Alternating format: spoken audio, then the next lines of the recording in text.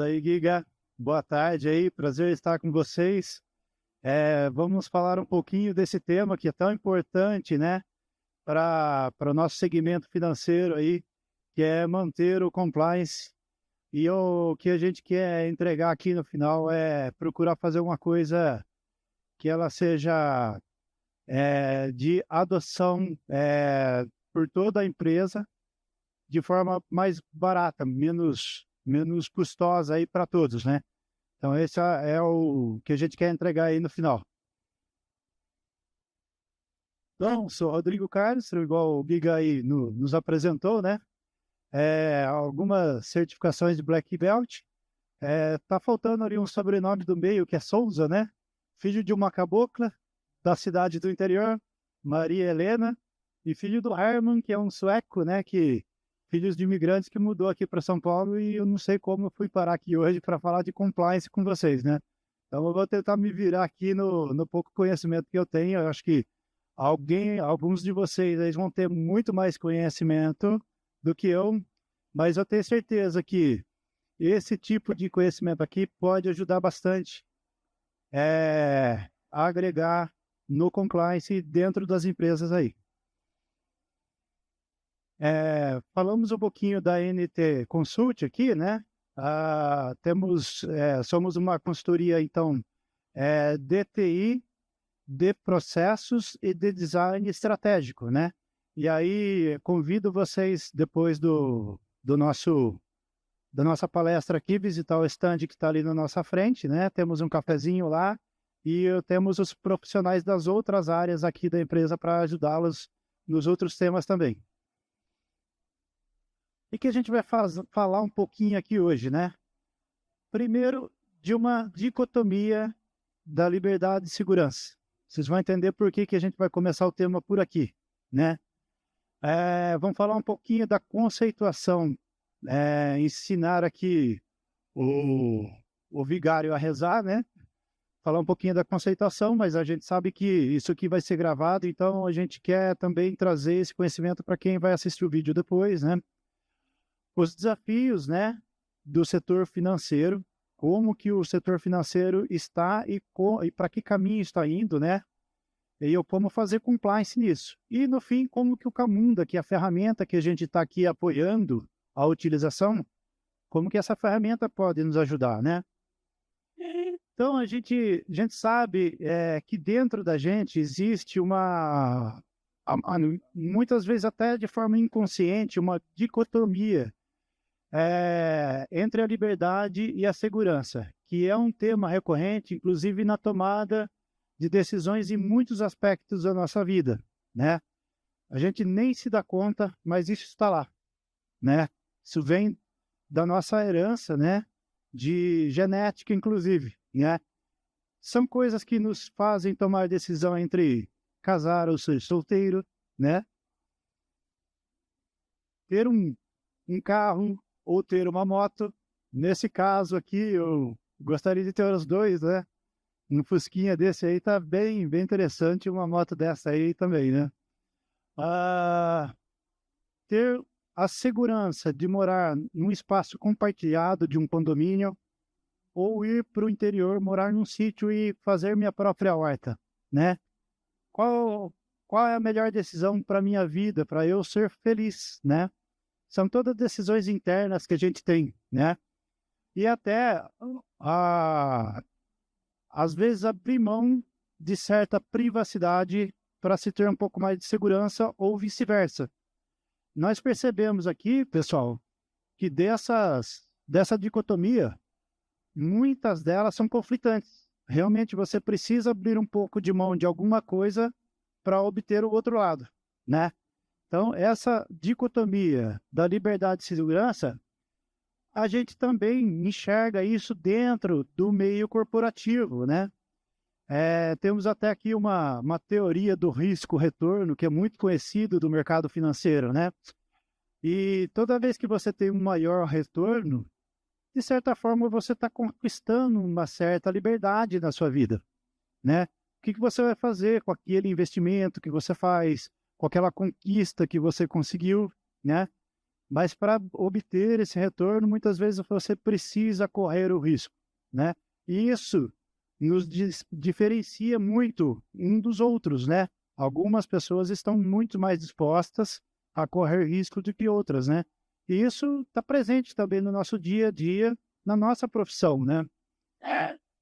Além disso, a, a, as pessoas, projetos de empresas, projetos dentro da empresa que a gente trabalha, empresas nas quais a gente investe, uma moeda na qual a gente compra moeda, vai lá e acredita naquela moeda, tudo isso depende de reputação, né?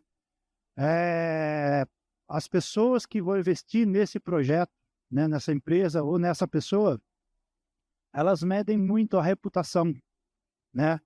E isso também está intrínseco a uma questão de liberdade e segurança, né? E aí, para conquistar essa reputação, nós sabemos que existem normas, né?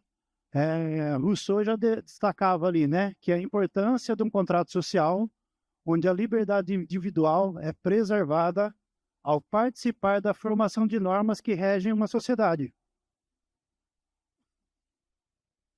Então, há o exemplo da Constituição Federal.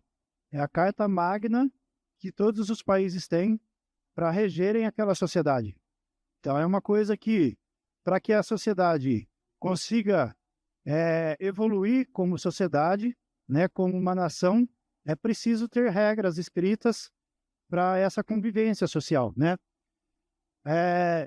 As empresas, independente até do mercado financeiro, mas todas as empresas estão preocupadas em cumprir normas reconhecidas, muitas vezes mundialmente, né? Como é a ISO 9000. A questão dos SOX, as empresas que se listam na Bolsa de Valores precisam cumprir regras para que os investidores desses projetos acreditem nessa empresa, né? Qual o nível de SOX você tem? E nós, como profissionais, aqui eu citei alguns exemplos só, né, pessoal? Mas tantas certificações, eu mesmo mostrei meus certificados ali, né? Para tentar cunhar ali, as pessoas tentam cunhar a sua reputação vinculada a uma entidade que te credencia. Você passou por aquela formação e você realmente internalizou esse conhecimento porque depois você fez uma prova ali, e então você é um profissional mais acreditado aí no mercado, né? Aí, beleza. Com tudo isso, né, temos então o conceito de compliance, né, que no contexto empresarial refere-se ao cumprimento de leis, normas, regulamentos, diretrizes, né, e muitas vezes vem de exigências impostas até por uma negociação. A gente sabe aí que no mercado internacional, culturas de países diferentes exigem que você eleve o grau de qualidade, né? Vou dar um exemplo. Eu fui gestor de qualidade numa indústria de suco, né? E fiz a gestão da qualidade por 3 anos lá, e a gente vendia um suco que ele tinha um nível, na época existia muito agrotóxico ainda, né? Hoje, graças a Deus, a agroindústria e o agronegócio está conseguindo eliminar o agrotóxico através dos defensivos biológicos, né? Mas na época, a gente tinha que mandar os agrotóxicos no nível que não fizesse mal para a saúde humana, obviamente. Só que o nível do Brasil era uma régua um pouco mais alta, né? E a gente exportou esse suco para a China. Só que a pele do chinês é uma pele muito sensível, e lá deu problema. Então a gente não atendeu um compliance de um acordo e tomamos multa por isso, né? Então a gente percebe que quem trabalha com compliance tem que ter um conhecimento muito aprofundado realmente de legislação com todas as pessoas, as partes interessadas com quem a gente se relaciona aí, né? E aí o objetivo do compliance aí é garantir que a empresa opere de maneira ética e legal, evitando riscos legais, financeiros e reputacionais, né? A gente sabe que eu trabalhava na indústria de alimentos, se a gente vendesse, por exemplo, um suco que fosse com parafuso dentro, acabou, perdemos aquele cliente, né? E aí, o que que compliance abrange aqui para a gente, né? Então, questão da regulação e norma, precisamos ter um departamento que cuide disso dentro da empresa, né? Precisamos de ter um departamento que muitas vezes legislação e norma está muito atrelado ao pessoal do jurídico, né? Já a regulação de políticas internas está muito relacionada ao pessoal de RH ou pessoal de qualidade, né? Então, você já vai vendo que o compliance ele vai acontecendo em departamentos diferentes da empresa. Só que a gente sabe que tem empresas que têm um departamento de compliance específico que tenta unificar isso tudo, né? Mas a gente sabe que na maioria das empresas aí fica descentralizado esse conhecimento do compliance em diversos departamentos. Gestão de risco, que é uma coisa que é muito ligada à administração, de fato, né? O treinamento de educação centrais de treinamentos que existem dentro da empresa, né? Como é que você faz para manter o compliance? Você precisa ter um constante treinamento, a não ser que você tenha alguma outra saída para isso, né? Para que as pessoas não esqueçam de fazer o que é certo, né? De fazer o que está determinado, né? E também o monitoramento e auditoria, né? Monitoramento para checar se aquilo que foi determinado na regulamentação, nas políticas, né? E na nossa gestão de risco está sendo realmente cumprido, né? Por aquilo que a lei determina ou que a própria organização enxerga como importante. E aí, eu trouxe aqui para vocês 7 motivadores para o compliance para dentro das empresas. E aí a gente vai focar, essa parte mais introdutória, a gente vai focar nisso aqui, como que a gente pode resolver isso aqui? Com tecnologia, né? Evitar penalidades legais e financeiras é um motivador do compliance. Reputação e confiança, como dissemos.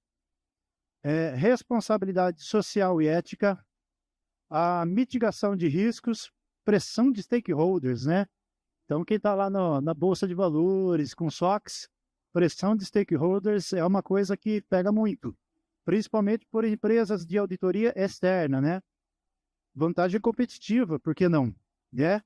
Quando você faz um trilho e o seu trem não vai andar descarrilhado, você tem uma empresa que ela anda mais corretamente. E isso, muitas vezes, acelera o seu processo de crescimento empresarial de uma forma segura. E aí, vantagem competitiva. Eficácia operacional também, né? Você poder entregar a extensão na qual aquilo foi planejado está sendo realmente executado, né? Isso é o indicador de eficácia operacional. E aí, o que a gente vê dentro do mercado financeiro como desafio, né? Aí eu peguei alguns dados aqui da Bex, né? É o do último relatório da Bex, e isso aqui já nos dá um dimensionamento, né? Poderia até ter outros dados melhores aqui, né? Mas nos dá um dimensionamento do desafio. Por exemplo, compras não presenciais, compras feitas em sites, né? Já tivemos de 2022 para 2023, 17% de crescimento, né? Isso já denota que o mercado financeiro está em crescimento, né? E tivemos 1,7 bilhões de transação. Gente, isso é muita coisa, né? Lógico que isso está distribuído nos diversos bancos ou financeiras, mas está acontecendo, né? É muita transação para a gente cuidar. Aí pensa nisso no compliance, como fazer compliance desse volume de dados, né? Pagamento por aproximação, 52% de aumento, ou seja, denota que está acontecendo uma modernização, uma mudança de canal. Nós fizemos aqui há pouco um fórum sobre Omnichannel. Quem não viu, acho que é bem interessante de dar uma visualizada ali, porque a gente falou muito sobre os canais, né? E aí no pagamento de aproximação, né? Você tem lá as diversas porcentagens nas diversas formas que você pode fazer pagamento hoje em dia. Tudo isso passa pela modernização do banco, né? Então, aqui eu tenho até questão de micro front-end, você pode fazer aqui no smartwatch para interagir com o seu usuário final, né? Essa conta aqui, ela dá 108%, tá, pessoal? Antes que alguém já faça a conta aí, mas esse aqui é o dado efetivo da Bex, né? Eu não sei por que isso aqui saiu, eu acho que eles misturaram os 2 trimestres para sair. Hã? Eu acho que tem 2 respostas, por isso que saiu desse jeito. Além disso, a gente tem que atender um país continental. Então, o desafio não é pequeno, né? O setor financeiro realmente é um setor que está dando um exemplo do que a tecnologia pode fazer nos meios de pagamento. E o Brasil realmente está de tirar o chapéu que o Brasil está fazendo aí, né? Para somar ainda mais isso, esse volume de transação que a gente falou aqui, na casa de bilhões em dias de pico, né? Alguns dias aqui, esses são os principais dias de pico aí que acontecem as transações no país. A Black Friday abrangendo aí 49% dessas transações, né? E aí, os tipos de pagamento que hoje existem, né? Você vê que ainda existem formas mais que a gente acha que é um pouco mais antiquado, mas aí ainda está aí e é muito utilizado, né? 5% ainda de boleto, mas aí nós vemos uma mais emergente ali, que é o Pix, já com 33%, né? Então, o desafio da omnicanalidade aumenta a complexidade do compliance. O desafio de um país continental aumenta a complexidade do compliance. É um país multicultural, né? Tudo isso aqui em conjunto com uma situação como essa aqui, né, pessoal? Número de contas bancárias, 71% de aumento. Pô, mas está nascendo tanta gente assim? Não é. É que as pessoas estão abrindo contas em outras instituições financeiras. E aí, o seu cliente está fazendo uma pequena degustação no seu concorrente, né? E aí, quem entregar a melhor experiência e for uma entidade, uma financeira, uma instituição financeira de credibilidade, é que vai reter o cliente no futuro. Isso nos dá a visão de como o compliance está cada vez sendo mais importante no segmento financeiro, né? E aí, o que a gente pode fazer, então, para melhorar o compliance, né? Primeiro, eu queria responder essa pergunta, né? Como entregar o compliance com tantas pessoas? Quantas pessoas trabalham na empresa de vocês, né? Pensem aí, não é isso? Como entregar compliance com tantas pessoas, sistemas, equipamentos de uma forma eficaz e padronizada? Hoje temos todo esse rol de tecnologia para fazer uma escalada digital, né, que faz sentido para o futuro dos negócios da empresa que vocês trabalham, né? Como que a gente vai manter o compliance de tudo isso, né? E isso é que a gente está buscando trazer para vocês aqui no dia de hoje. A gente acredita que uma forma espetacular para se atingir o compliance é usar padrões. Padrões para modelar, executar e melhorar processos de negócio. Só que os processos de negócio de hoje em dia, eles não são aquele processo de negócio em que tem a interatividade somente entre pessoas, né? É aquela pastinha do escritório que vai passando de mesa em mesa. Não é isso mais o processo de negócio, né? Isso também é, mas principalmente é você integrar pessoas e tecnologia no mesmo processo, né? Então, aqui temos aqui uma user test, que a gente chama. Isso aqui é uma anotação chamada BPMN, é um padrão de mercado, né? Temos uma user task com controle de follow-up aqui de prazo. Temos uma regra de negócio, uma integração, um RPA e assim por diante. Então, você acrescenta na cadeia de valor empresarial todo o conhecimento de tecnologia e conhecimento de cognição humana que você tem dentro da sua organização. Ainda assim, precisamos manter o compliance, né? E aí, quais são os motivadores, então, né? Como que o BPM toca esses motivadores do compliance que a gente falou ali atrás, né? Então, evitar penalidades legais e financeiras. Então, com o uso de uma plataforma vinculativa, assim como a lei. O que eu quero dizer como vinculativa? Um ato vinculado do ponto de vista jurídico não é aquilo que, diferente do discricionário, né? O ato vinculado está escrito na lei, então tem que seguir o que a lei determina, não é isso? Um ato discricionário é aquele que ainda tem uma margem de decisão, né? Uma plataforma de BPM, ela é uma plataforma de criar atos vinculados. Por quê? Tudo aquilo que você desenha é aquilo que vai ser executado de fato. Então, isso aqui já é um grande ganho, né? Talvez o maior ganho que o BPM possa trazer para você, que é a questão de você fazer com que as coisas fiquem realmente vinculadas ao que foi definido dentro da organização. Então, o que a gente quer dizer é que você tem uma documentação de processo vinculada à execução do processo, certo? E isso requer um certo conhecimento, porque perceba que tem muita coisa de TI nesse fluxo. Então, a gente está lidando com um dialeto, né, que é chamado de BPMN, que é um dialeto de negócios, para a área de negócio entender. Mas ele é o algoritmo empresarial que está sendo executado. Então, a gente está, de certa forma, já fazendo a automação do processo do negócio, né? Opa, passei o slide aqui. A outra questão é da reputação e confiança, né?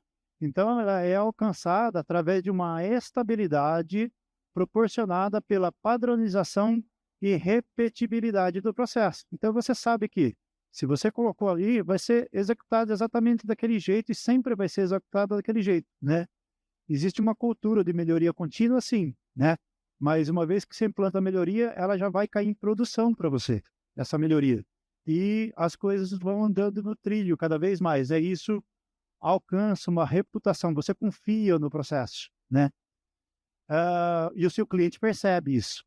O consumidor final percebe muito bem como que um processo coeso afeta a reputação da empresa. A gente sabe como que os call centers aí trabalham com reclamações, né?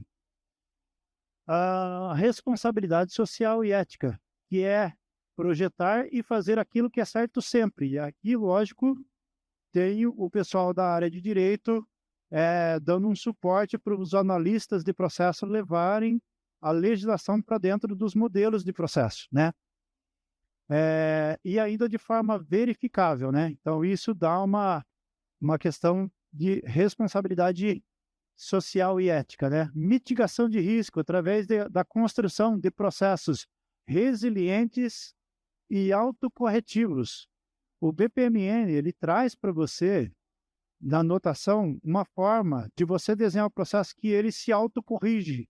Então, tem elementos no BPMN para tratamento de incidentes, de erros, tem compensações que permitem que você construa rollbacks do processo, para caso você precisar voltar atrás e desfazer o que foi feito. Então, você consegue realmente construir processos que mitiguem riscos operacionais dentro da empresa. Pressão de stakeholders, atenuada pelo rico histórico de auditoria, né? Eu vou mostrar, vou focar bastante nessa parte de auditoria aqui, do histórico, né? Então, uma plataforma de BPM para você já entrega uma auditoria por tabela. Ele já tem um motor de workflow que vai deixando todo o rastro do que está acontecendo dentro da empresa, dentro da base de dados dele. E um retorno de investimento dos projetos de hiperautomação, porque ao invés de você fazer aquele código extensivo, muito ciclo de TI, você reduz o ciclo de TI, por quê? Porque você está trazendo a complexidade para uma linguagem mais fácil de fazer. É um low code, né? Nessa camada aqui da aplicação, ela é mais rápida de construir, sem nenhuma cilada técnica aí, né? Que é o que a gente fala ali, né? Vantagem competitiva. Então, você consegue uma maior flexibilidade, porque você altera o processo, você está já alterando o seu algoritmo empresarial, sem precisar tanto pelos ciclos de TI. Sem as ciladas técnicas do low-code, porque é uma arquitetura aberta, Significa que se você não conseguir isso dentro da plataforma, você acopla uma tecnologia para dar suporte ao que falta dentro da própria plataforma, né? Então, isso é bastante interessante.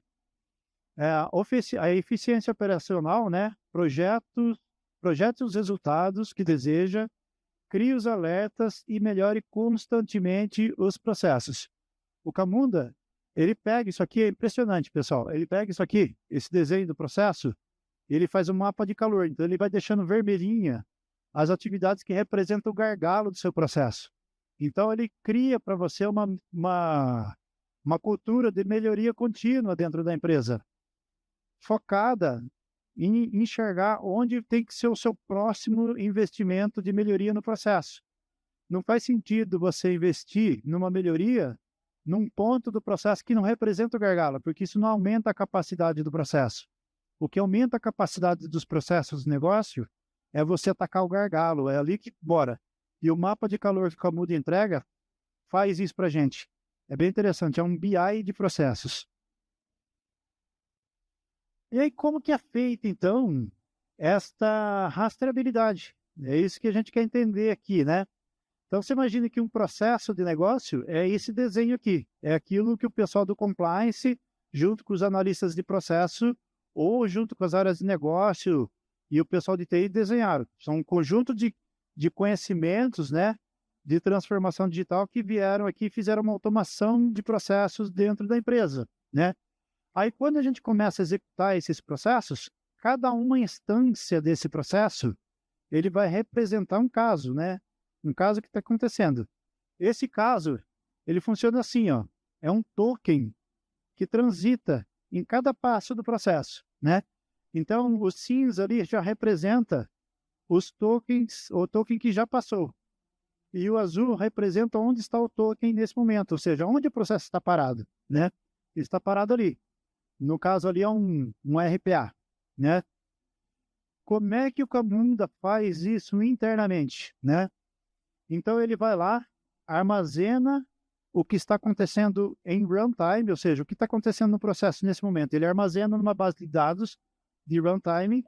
Essa base de dados, o foco dela é atender aquela escalabilidade que a gente falou lá atrás, de bilhões de transações. É um motor de processos que é construído para alta escalabilidade e tem uma base de dados de runtime específica para alta escalabilidade. Aí essa base de dados ela retorna para o motor de workflow qual é o próximo passo do processo. Então, o runtime tem muito a ver com presente e futuro, certo? Só que ao mesmo tempo que ele faz isso, o que ele faz com essas atividades que já passaram? Ele armazena numa outra base de dados histórica, né? E essa base de dados histórica, ela vai ser fonte de compliance, né? É aqui que mora o segredo para a gente, né?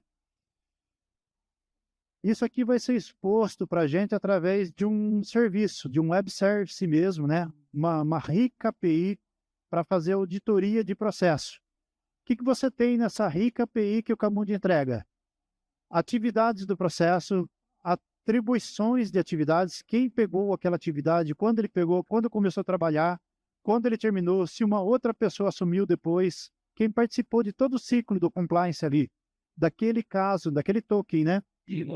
Tempos de fila, quanto tempo a atividade fica esperando na fila, né? Tempo de trabalho, depois que a pessoa pegou a tarefa para fazer, quanto tempo ela demora para responder a tarefa. Os comentários, né? Evitar, imagina como que é fazer compliance com Outlook. Que coisa louca, né? Não é impossível, mas é uma dor muito forte. Então, se a gente puder ter num lugar só, também as conversas, os comentários que acontecem dentro do processo, a gente vai entender melhor como fazer uma auditoria, inclusive, mais humanizada, né? Porque a gente vai ver que o aspecto humano está presente na interação que as pessoas fazem com esses processos, né? As alterações das variáveis, ou seja, o cara caiu na fila de trabalho dele, ele mudou o valor de alguma coisa, isso vai ficar registrado. Passou naquela atividade, fulano de tal registrou o valor que estava em 10, mudou para 12. Então, tudo isso fica registrado em variáveis do processo. As compensações, ou seja, os rollbacks ou alguma coisa que precisa ser complementada de algum passo que já aconteceu no processo. Imagina que esse passo aqui já aconteceu. Aqui na frente você percebe que precisa complementar o que tinha que ser feito aqui. Então é um caso de exceção. Então você pode fazer compensações. Isso fica armazenado também no histórico do Camunda. Os logs de operação, ou seja, quem está intervindo na plataforma, no pessoal de sustentação da TI, por exemplo, criou um usuário novo, colocou um usuário na fila, né? São coisas que aparecem também no log de operação. Ou seja, accountability, né, pessoal? Acontece aqui. E resoluções de problemas. Pô, eu fiz aqui, ó, uma integração com o RPA e o RPA me retornou que deu um erro na integração da plataforma tal. Qual erro que deu? Vai ficar no compliance também. Então, a gente audita tecnologia assim como a gente faria a auditoria dos seres humanos, né? Tudo numa única plataforma. E aí temos aqui, então, as evidências do compliance, né? Que é aquela lista lá, materializadas numa base de dados e expostas através de uma API, né? Para uso da organização. Só que, pessoal, o segmento bancário, ele tem uma exigência de compliance que ela é muito grande, né? A gente tem que guardar os dados do histórico financeiro do seu cliente por muito tempo, né? Muitos anos, inclusive, não é isso? Cada departamento aí tem um time to live, que a gente chama, né? O que é o time to live, né? Que a gente chama aqui de TTL. O Camunda, ele tem um tempo de limpeza, né? Então, quando esse token chega aqui no último evento do processo, o que o Camunda faz? Ele vai ver o time to live desse processo, ele vai falar assim, ó, esse time to live aqui é de 10 anos, por exemplo, ou de 5 anos, né? Aí o que ele vai fazer? Ele vai fazer um agendamento para daqui 5 anos ele limpar essa base de dados automaticamente, né? Porque senão a base de dados vai ficando muito grande, né? E aí você vai ter um problema de performance futuro com essa plataforma, né? Então o Camunda ele entrega esse time to live. Mas aí você fala assim, mas Rodrigo, mas isso aqui vai quebrar meu compliance, porque eu vou perder os dados, né? Então, dependendo do tipo de processo, tem que ter um tempo menor. O que você pode fazer para resolver isso, né? Você deixa a base de dados do Camunda com um nível de compliance mais detalhado para um determinado tempo, só que depois que esse tempo de auditoria mais fina se passou, você leva essas informações para uma outra base de dados que ela é imutável, né? E aí chega a ideia de fazer aqui uma integração de uma arquitetura aberta do Camunda com blockchain, né? O que o blockchain faz? É uma solução permanente e imutável para aumentar o compliance. Muitos de vocês já devem conhecer, né? E é super útil aí para a gente. Como é que a gente poderia fazer isso? O Camunda, com essa arquitetura aberta, você pode estender as funcionalidades dele. Então, no momento que ele for fazer essa guarda de dados aqui na base de dados dele, você pode colocar um listener lá, né? Um cara que fica lá escutando quando chegou o momento do Camunda arquivar alguma coisa. Aí você desvia essa informação também para o seu blockchain, e no seu blockchain vai ser imutável, vai estar lá para o resto da vida. Mesmo que o Camunda limpe a base de dados dele, você tem o seu compliance dentro de um blockchain, de forma protegida, acreditada, né? E se você usa esta plataforma para entregar compliance de uma forma corporativa dentro da organização, você faz esse desenvolvimento uma vez só e está entregando um compliance de alta confiabilidade para toda a organização. Então, essa que é a grande entrega aqui que eu gostaria de entregar aqui para vocês dentro dessa palestra, né? Além disso, imagine que o seu produto, o produto gerado por este processo, é um ativo real. Por exemplo, sei lá, é um projeto que você está vendendo algum ativo físico, um carro, ou até os grãos do agronegócio, está fazendo um processo aqui de de comercialização de grãos do agronegócio, né? Então, hoje é possível fazer uma tokenização através do blockchain, certo? Então, todo esse blockchain que você está alimentando para o compliance já vai servir para você fazer uma tokenização de ativos, né? Que significa o seguinte, ó, igual aquela, quando você vai ali na feirinha, você vai lá e compra um pastel, né? Aí a pessoa do caixa te dá uma fichinha, né? Que, por que aquela fichinha ali tem um valor? Porque a gente acredita que ela tem um valor. E a gente vai lá no balcão onde está servindo o pastel e a gente sabe que a pessoa vai te trocar aquela ficha por um pastel. No meio do caminho, o que você pode fazer? Você pode encontrar um amigo seu que ele está com 2 fichinhas de cerveja. Aí você vai lá e troca a fichinha com ele. Você faz negócio com a sua fichinha. Você troca a fichinha de cerveja por uma fichinha de pastel. Isso é tokenização, né? Você pegar um ativo lastreado por um ativo real, né? E pega esse token e troca toneladas de soja por um trator, né? E o blockchain vai permitir fazer isso para você com essa arquitetura. Isso já sai por tabela para você, além de atender o compliance. E aí, o que a gente vai ter aqui, né, pessoal? Registro imutável, a prova de fraude garantida pelo blockchain, né? Transparência, porque é um processo transparente, né? Rastreamento confiável, segurança dos dados, auditoria tempo real, conformidade regulatória. Certo? E aí, fechando o gancho com o que a gente falou lá no começo da palestra, né? Entre liberdade e segurança, né? Temos, então, na segurança, a execução consistente, o que é definido é executado, os processos resilientes, a prova de erros, normas e políticas realmente incorporadas dentro da organização, mitigação de riscos, alertas, follow-ups e notificações, né? Melhoria contínua, né? E do lado da liberdade, você tem padrões amigáveis e compreensíveis no melhor do BizDevOps. O que significa o BizDevOps? Estamos trazendo o pessoal de business agora para dentro do DevOps. Para também, porque tem um dialeto comum, que é o BPMN. Então, todos podem conversar num dialeto comum, né?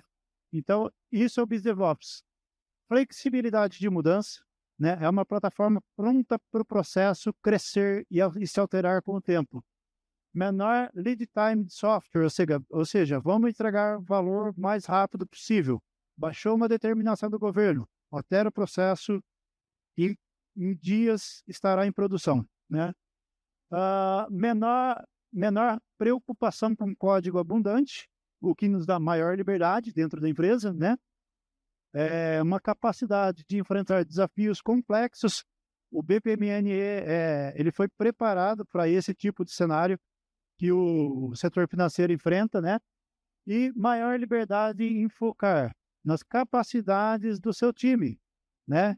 As pessoas com a hiperautomação, você vai tirar elas dos trabalhos inglórios para fazer os trabalhos dos quais as pessoas têm prazer. É um capital intelectual que está à sua disposição, que você muitas vezes está gastando com trabalhos que não são tão apreciados assim, né? E você usar essas pessoas para melhorar processos, você traz as pessoas para dentro do BizDevOps e todo mundo vai trabalhar com maior prazer e maior liberdade de mudança, né? E na dicotomia de liberdade e segurança, eu prefiro eliminar a dicotomia, né? E ficar com as duas. É isso aí.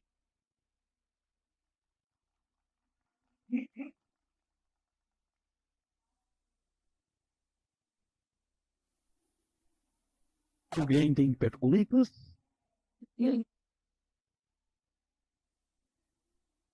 Diego, a minha dúvida é enxergar o sistema dentro do sistema público. Sou funcionário público, né, vim do mundo corporativo, convidado, né, a participar de uma prefeitura, e lá eu enxergo que tem a possibilidade de melhorias de diversos processos. Já havia feito alguma sugestão assim.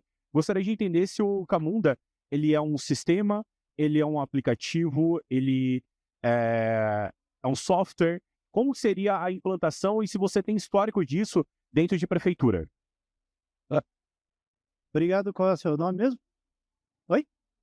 Ô, Murilo, obrigado pela pergunta. Trabalhei na área também pública, né? O Camunda, ele não é um software isolado, ele é considerado uma plataforma. Por quê? Porque é uma plataforma que ela tem vários softwares dentro, né?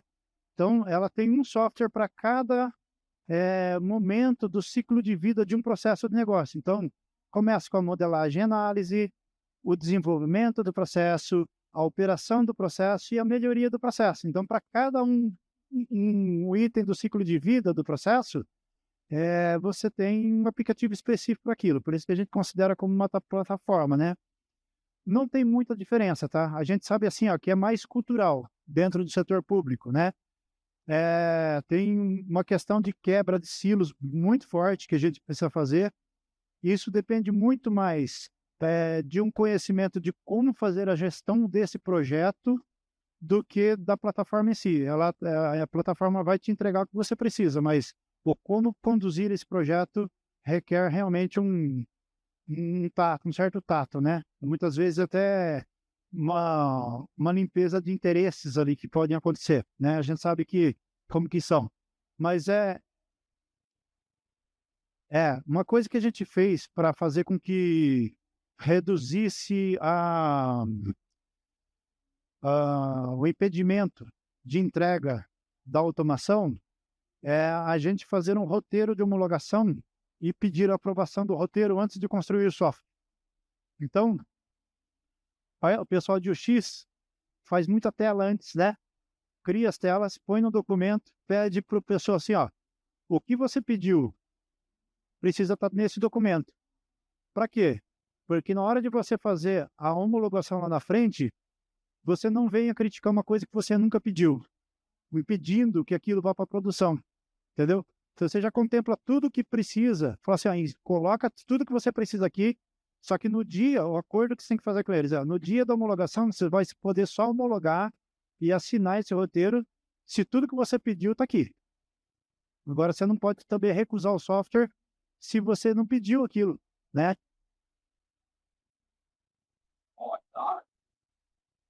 É um software personalizado para cada empresa, para cada ciclo, e vocês possuem são vinculados a ABS?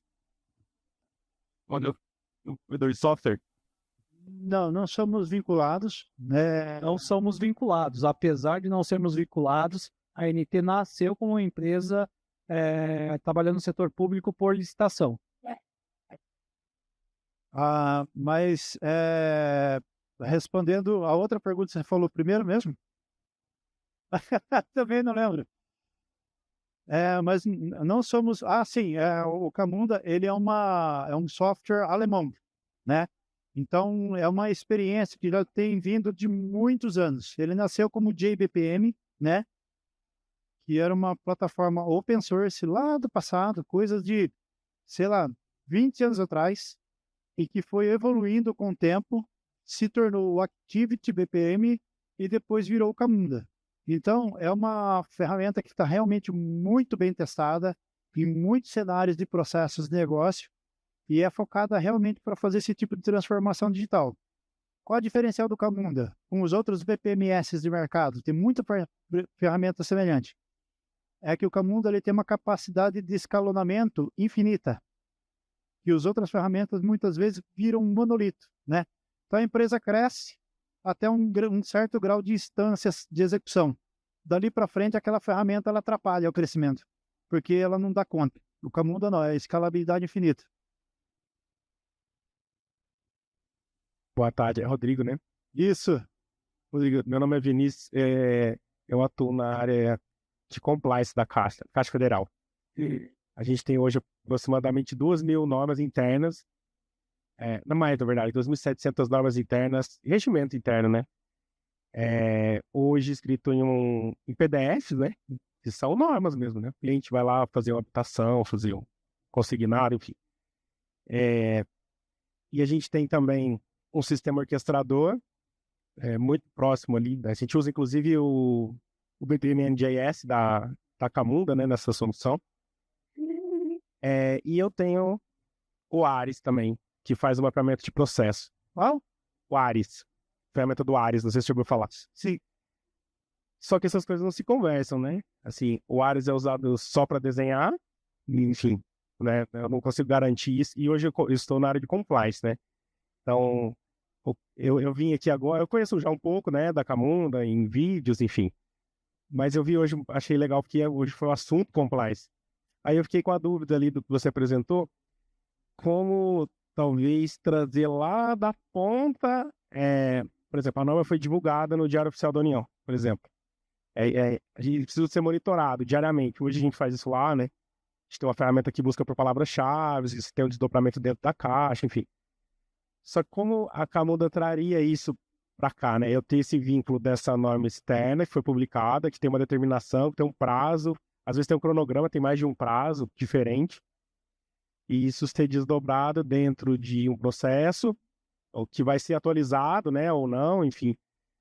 Até chegar na ponta, de repente, num canal, no aplicativo que chama, né, uma API que vai ser orquestrada por esse processo que foi desenhado, sabe? Não sei se vocês têm algo nessa complexidade, assim, que talvez até tenha, né, maior, enfim. Esse é realmente um desafio bastante grande para empresas do tamanho que uma caixa tem, né? Obrigado pela pergunta aí, né?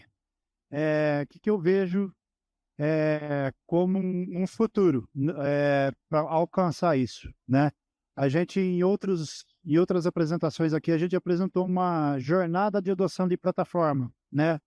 Nessa jornada, a gente faz níveis de projetos, cada um deles tem uma equipe com um nível de conhecimento, um nível de maturidade em BPM. Então, com esses tipos de projetos, né, a gente vai elevando a maturidade da equipe até ela chegar lá na frente e institucionalizar dentro da empresa o que a gente chama de BPM Quai, né, que é um centro de excelência em hiperautomação, que lida com processo, né? É um centro de excelências em gestão por processo. Eu vejo assim, que quando chegar nesse nível, você vai conseguir ter uma governança de processo. E aí, tendo uma governança de processo, você vai ter um departamento dentro da sua empresa que vai conseguir conhecer os principais processos da empresa, e quando uma nova norma cair, essas pessoas, esse time vai falar assim, ó, essa norma vai impactar este e este processo.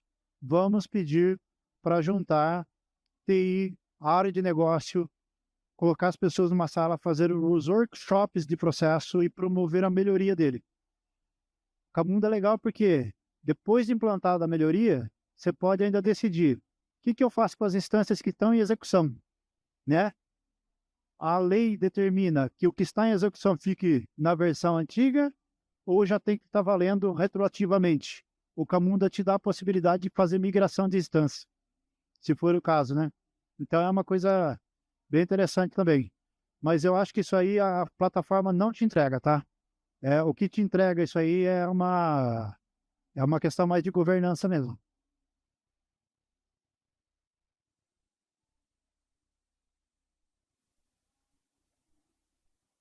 Fechou? Mais alguém?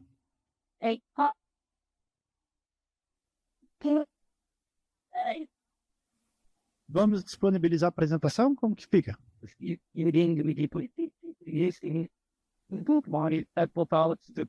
Stuff on not sites to the for. Obrigado, galera. Também tem